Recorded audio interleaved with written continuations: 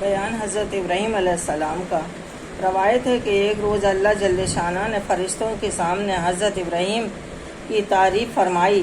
فرشتے سن کر دنگ ہو گئے اور عرض کی کہ اے باری تعالیٰ، یہ تیرا بندہ کیسا ہے جس کی تو اس قدر تعریف فرماتا ہے؟ اگر حکم ہو تو ہم بھی تیرے محبوب کا جلوہ دیکھیں۔ جس حکم ہوا کہ جاؤ اور ہمارے محبوب کے سامنے ہمارا نام لینا، تم کو ہماری اور اس کی الفت کا حال کھل جائے گا۔ پس ملائکہ مقربین فوراً شکل انسان حضرت ابراہیم کے پاس آئے۔ اس وقت آپ اپنی بھیڑ بکریوں کی سیر کر رہے تھے۔ کہتے ہیں کہ آپ کے یہاں بھیڑ اور بکریاں اس کثرت سے تھیں کہ 15,000 کتے ان کی نگہبانی میں رہتے تھے اور ہر کتے کے گلے میں سونے کی زنجیر پڑی ہوئی تھی۔ فرشتوں نے حضرت ابراہیم کے سامنے جا کر ایک پیاری ادا سے اللہ کہا۔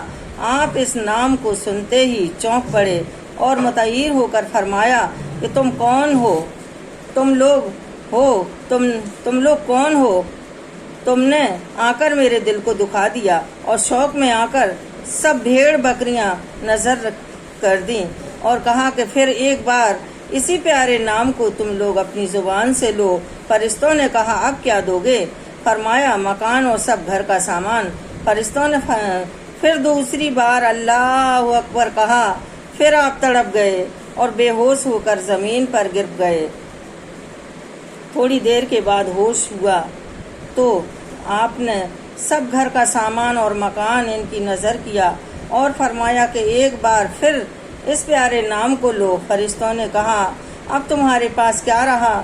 تم فقیر ہو گئے، اب ہم کو کیا دو گے؟ فرمایا تم جانتے ہو کہ اب ہمارے پاس کچھ نہیں رہا ہے تو ہم تمہارے غلام ہو جائیں گے۔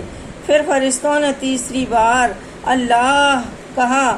وہ عاشق باری تڑپ گیا، مچھلی کی مانند زمین پر تڑپ کر لوٹنے لگا۔